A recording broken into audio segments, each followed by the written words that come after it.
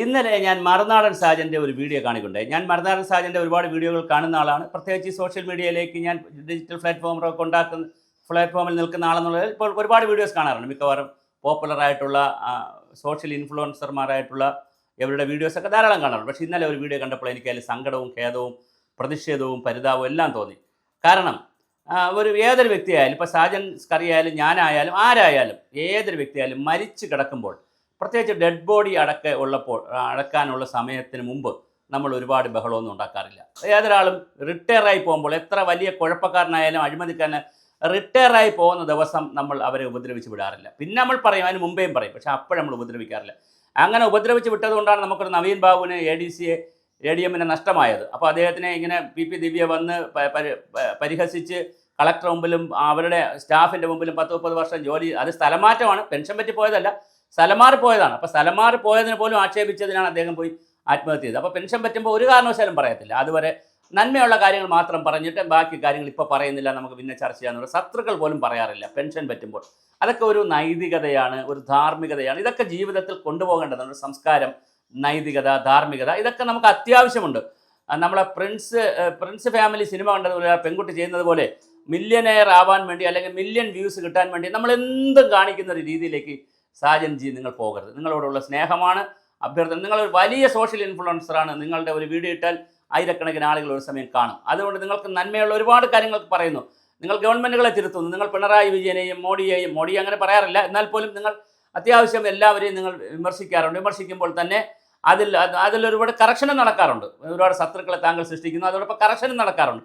ആ പോയിന്റ് കറക്റ്റാണ്. പക്ഷേ നിങ്ങൾ VS അച്യുതാനന്ദനെ കുറിച്ച് ടെക്നോ പാർക്കുമായി ബന്ധപ്പെടുത്തി അദ്ദേഹം മൈക്രോസോഫ്റ്റിൻ്റെയും ടെക്നോ പാർക്കിൻ്റെയും സോഫ്റ്റ്വെയർ ഡെവലപ്മെൻറ്റിന് അദ്ദേഹം സഹായിച്ചില്ല എന്നുള്ള രീതിയിൽ ഒരു വീഡിയോ ഇന്നലെ ചെയ്തത് ശരിയായില്ല. ആ വീഡിയോ ചെയ്യേണ്ടെന്നല്ല, താങ്കൾക്ക് എല്ലാ സ്വാതന്ത്ര്യമുണ്ട് വീഡിയോ ഒക്കെ ചെയ്യാൻ, പക്ഷേ അതൊരു ടൈം ഫ്രെയിമിൽ ചെയ്തത് ശരിയായില്ല. കാരണം നമുക്ക് വിമർശനങ്ങളുണ്ട്. അച്യുതാനന്ദനെ കുറിച്ചും വിമർശിക്കാം, ഭരണഘടനയനുസരിച്ച് ആരെയും വിമർശിക്കാം.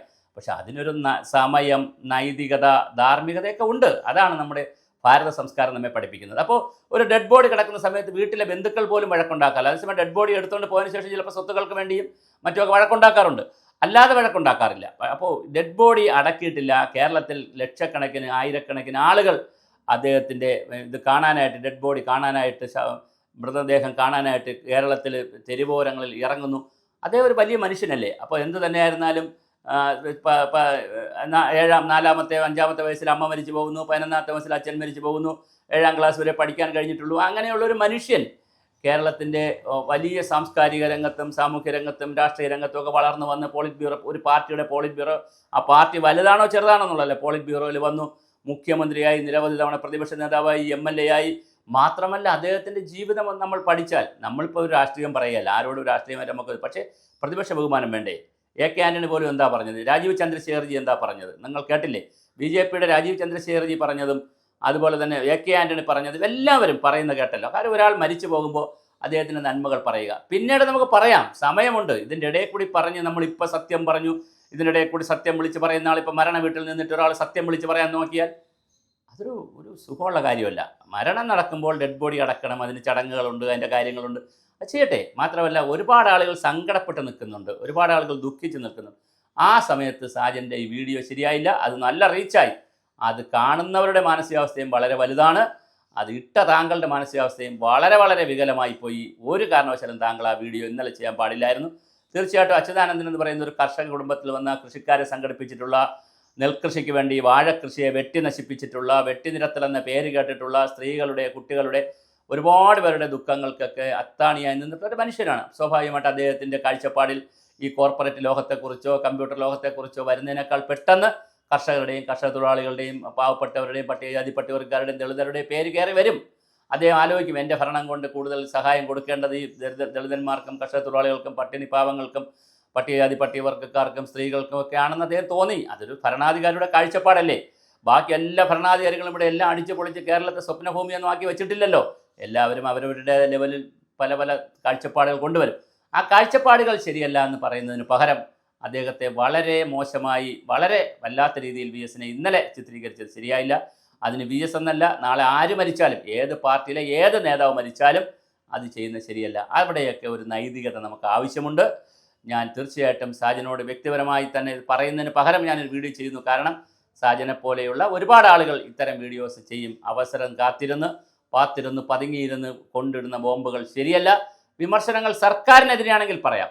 ഇപ്പോൾ പിണറായി വിജയനെതിരെ നിങ്ങൾ പറഞ്ഞു, സർക്കാരിനെതിരെ പറഞ്ഞൊരു വീഡിയോ വേറെ വീഡിയോ ചെയ്തു. പിണറായി VS-ന്റെ മൃതദേഹം കാണാൻ എല്ലാവരെയും അനുവദിച്ചില്ല എന്നൊക്കെ പറഞ്ഞ് അതൊക്കെ പറയാം, അതൊക്കെ ശരിയാണ്. പക്ഷേ ആ മരിച്ചുപോയ വ്യക്തിയെക്കുറിച്ച് ഒരാക്ഷേപം പറയുമ്പോൾ 2 വട്ടം ആലോചിക്കണമായിരുന്നു, 3 വട്ടം ആലോചിക്കണമായിരുന്നു. ഒരിക്കലും അത് ചെയ്ത് ശരിയായില്ല. താങ്കൾ ആ വീഡിയോ കുറേ ആളുകൾ കണ്ടു. എന്തായാലും അത് വിഡ്രാ ചെയ്യുന്നതാണ് ഒരു നൈതികത. നമുക്ക് എന്ത് പറയുമ്പോഴും എന്തെല്ലാം വേണമെന്ന് ആഗ്രഹിച്ചാലും അധികാരവും സമ്പത്തും പണവും റീച്ചും സോഷ്യൽ റീച്ചും എല്ലാം വേണം. പക്ഷേ അതിൻ്റെ മുകളിൽ കുറച്ച് നന്മയും കുറച്ച് നൈതികതയും കുറച്ച് ഇൻറ്റഗ്രിറ്റിയും ഒക്കെ നമുക്ക് കൊണ്ടുപോകാൻ കഴിയണം. അത് വളരെ പ്രധാനപ്പെട്ടൊരു കാര്യമാണ്. വളരെ സീനിയറായിട്ടുള്ള ഇതിലെ ബിഗ് ജോയിൻ്റ് ആയിട്ടുള്ള ഒരാളിനോടാണ് ഞാൻ സംസാരിക്കുന്നത്, എനിക്കറിയാം. എന്തായാലും സാജൻ അത് ചെയ്തത് ശരിയായില്ല എന്നുള്ളതാണ് സാജനോട് വളരെ സ്നേഹപൂർവ്വം പറയാനുള്ളത്. സാജൻ ജി, താങ്കൾ ആ വീഡിയോ പിൻവലിക്കണമെന്ന് തന്നെയാണ് എൻ്റെ അഭിപ്രായം. കണ്ടവർ കാണട്ടെ. ആ വീഡിയോ ഇപ്പോഴിടേണ്ടതല്ല, അത് കുറേ കഴിഞ്ഞ് അപ്ലോഡ് ചെയ്യാം. അപ്പോൾ ചിലപ്പോൾ റീച്ച് കുറഞ്ഞു പോയാലും സങ്കടപ്പെടേണ്ട. ഇപ്പോൾ ഇങ്ങനെ ഇട്ട് റീച്ച് ഉണ്ടാക്കുന്നത് വളരെ നെഗറ്റീവായൊരു മെസ്സേജ് താങ്കൾ എന്ന വ്യക്തിയെക്കുറിച്ച് സമൂഹത്തിൽ പോകും. അത് താങ്കൾ ചെയ്യരുത്.